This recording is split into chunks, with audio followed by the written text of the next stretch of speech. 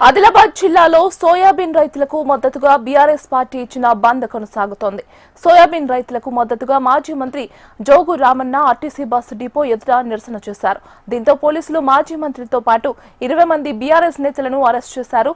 రైతుల సమస్యల కోసం పోరాటం చేస్తుంటే అక్రమ అరెస్టులు చేయడం దారుణమని మాజీ మంత్రి జోగు రామన్న అన్నారు.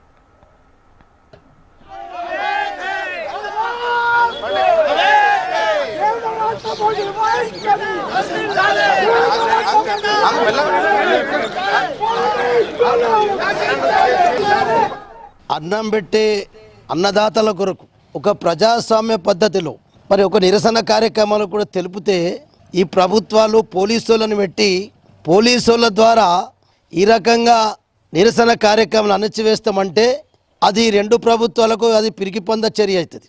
దీన్ని పక్కా తీవ్రంగా ఖండిస్తున్నాం.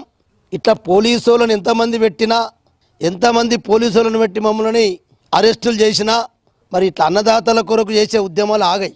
ఎంతమందిని మీరు పోలీస్ స్టేషన్లో పెట్టగలుగుతారు?